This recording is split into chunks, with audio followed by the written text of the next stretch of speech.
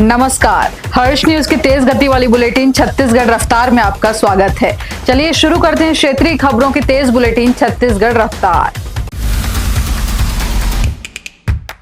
प्रदेश में मादक पदार्थों की तस्करी और एनडीपीएस मामलों में लगातार बढ़ोतरी के बीच राज्य शासन ने कड़ा कदम उठाया है।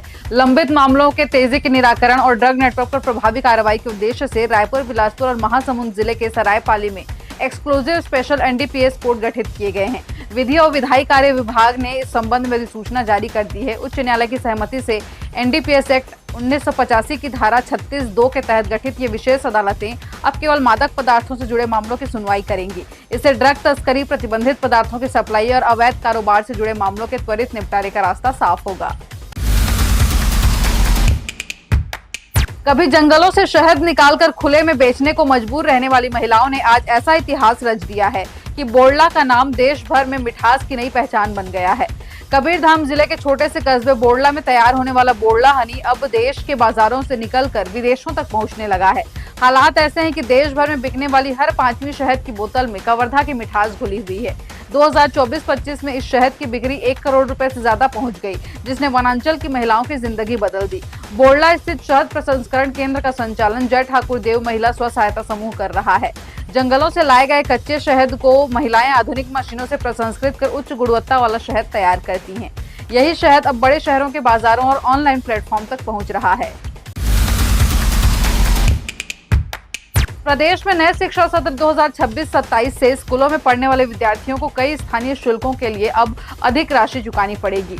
स्कूल शिक्षा विभाग ने लोक शिक्षण संचालनालय के प्रस्ताव पर सहमति जताते हुए स्कूल यानी शुल्क वृद्धि में मंजूरी दे दी है। विभाग की ओर से जारी आदेश के अनुसार बढ़ी हुई फीस आगामी शैक्षणिक सत्र से प्रभावी होंगी। इस फैसले के बाद अभिभावकों की चिंता बढ़ गई है, क्योंकि पहले से बढ़ती महंगाई के बीच अब बच्चों की पढ़ाई का खर्च भी बढ़ने वाला है। ऑनलाइन दवा बिक्री के विरोध में आज देश भर में केमिस्ट संगठन हड़ताल पर है। छत्तीसगढ़ में करीब 18,000 मेडिकल स्टोर आज 20 मई को बंद रहेंगे, जिनमें थोक और रिटेल दोनों दुकानें शामिल हैं।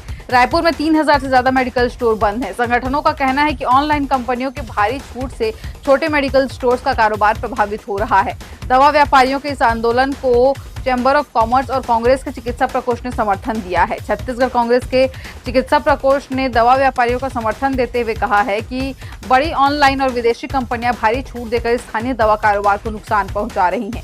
उन्होंने कहा कि यह लड़ाई सिर्फ दवा व्यापारियों की नहीं बल्कि छोटे कारोबारियों की भी है। कांग्रेस ने सरकार से मांग की है कि स्थानीय व्यापारियों और जन स्वास्थ्य को ध्यान में रखकर फैसले लिए जाएं। छत्तीसगढ़ में अगले कुछ दिनों तक गर्मी और बढ़ने वाली है। मौसम विभाग ने प्रदेश के मध्य हिस्सों में आज 20 मई से आने वाले 5 दिनों तक लू चलने की चेतावनी जारी की है। वहीं दक्षिण छत्तीसगढ़ के कुछ इलाकों में गरज चमक, तेज हवाओं के साथ हल्की बारिश की भी संभावना जताई गई है। मंगलवार की शाम रायगढ़ में तेज हवाओं के साथ हल्की बूंदाबांदी हुई। दुर्ग, भिलाई में आंधी तूफान का असर देखने को मिला, जहां तेज हवा और बारिश के दौरान एक बिजली पोल कार पर गिर गया। रायपुर में भी शाम होते होते आसमान में बादल छा गए, जिससे मौसम में हल्की राहत महसूस हुई। मौसम विभाग के मुताबिक अगले 4 दिनों में प्रदेश के अधिकतम तापमान में 2 से 3 डिग्री सेल्सियस तक की बढ़ोतरी हो सकती है। हालांकि बीते 24 घंटों में तापमान में कोई बड़ा बदलाव दर्ज नहीं किया गया। प्रदेश में अगले 2 दिनों तक मौसम ड्राई रहने की संभावना है। हालांकि कुछ इलाकों में लू का असर बना रहेगा।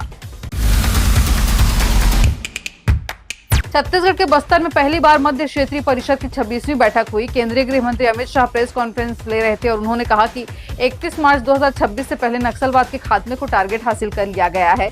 शाह ने कहा कि छत्तीसगढ़ की कांग्रेस यानी भूपेश सरकार से उन्हें नक्सल उन्मूलन में सहयोग नहीं मिला। बस्तर के नक्सल मुक्त होने के बाद 70 कैंपों में से लगभग 1/3 कैंपों को वीर शहीद गुंडाधुर सेवा डेरा के रूप में विकसित किया जाएगा। गृह मंत्री ने कहा कि हर आदिवासी महिला को पशुपालन से जोड़ने की योजना है। बस्तर के हर आदिवासी नागरिक को एक गाय और एक भैंस देंगे। 6 महीने में बस्तर में बड़ा डेयरी नेटवर्क बनेगा। सुप्रीम कोर्ट के निर्देशों का पालन छत्तीसगढ़ हाईकोर्ट ने संसाधन बचाने और अदालती कामकाज को सुचारू रखने के लिए कई कड़े बदलाव किए हैं। चीफ जस्टिस रमेश सिन्हा के निर्देश पर हाईकोर्ट प्रशासन ने समर वेकेशन के लिए एक विशेष सर्कुलर जारी किया है। अब छुट्टियों के दौरान मामलों की सुनवाई मुख्य रूप से वीडियो कॉन्फ्रेंसिंग के जरिए होगी, ताकि भीषण गर्मी में अधिवक्ताओं और याचिकाकर्ताओं को बेवजह कोर्ट न आना पड़े।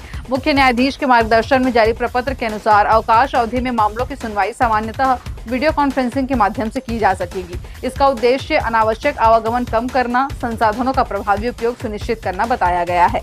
परिपत्र में हाई कोर्ट और जिला न्यायपालिका के कर्मचारियों को हफ्ते में अधिकतम 2 दिन वर्क फ्रॉम होम सुविधा देने का भी प्रस्ताव रखा गया है। रायपुर में चल रही जनगणना के दौरान बड़ी संख्या में मकान बंद पाए जा रहे हैं। गर्मी की छुट्टियों में परिवार के बाहर जाने के कारण जनगणना कर्मचारियों को कई घरों में ताला लगा मिल रहा है। इस स्थिति को देखते हुए प्रशासन ने लोगों से 30 मई तक वापस लौटकर अपनी जानकारी दर्ज कराने की अपील की है। अगर निर्धारित समय तक जानकारी नहीं मिलती है तो संबंधित मकानों को हाउस लॉक्ड की श्रेणी में दर्ज कर दिया जाएगा। रायपुर सहित पूरे प्रदेश में 1 मई से घर घर जाकर जनगणना का काम चल रहा है।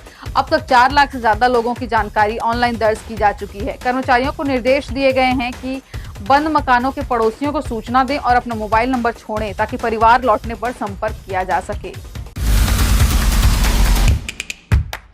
छत्तीसगढ़ सरकार ने इलेक्ट्रिक वाहनों के उपयोग को बढ़ावा देने के लिए महत्वपूर्ण और दूरगामी कदम उठाया है। नई नीति के तहत अब राष्ट्रीय और राज्य राजमार्गों पर दोनों दिशाओं में हर 25 किलोमीटर की दूरी पर सार्वजनिक ईवी चार्जिंग स्टेशन विकसित किए जाएंगे। सरकार का उद्देश्य प्रदेश में इलेक्ट्रॉनिक मोबिलिटी को मजबूत करना और पेट्रोल डीजल पर निर्भरता कम करना है। नई व्यवस्था लागू होने के बाद इलेक्ट्रिक कार, स्कूटर और अन्य ईवी वाहन चालकों को चार्जिंग के लिए लंबी दूरी तय नहीं करनी पड़ेगी। सरकार इसे भविष्य के लिए आधुनिक ट्रांसपोर्ट सिस्टम की तैयारी के रूप में देख रही है।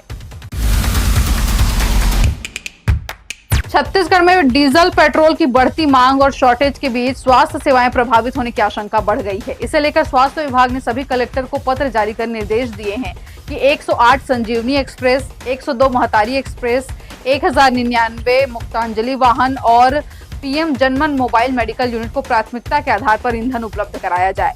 स्वास्थ्य विभाग ने स्पष्ट किया है कि ये सभी वाहन अत्यावश्यक सेवाओं की श्रेणी में आते हैं। इसमें ईंधन आपूर्ति बाधित होने से आपातकालीन स्वास्थ्य सेवाएं सीधे प्रभावित हो रही हैं।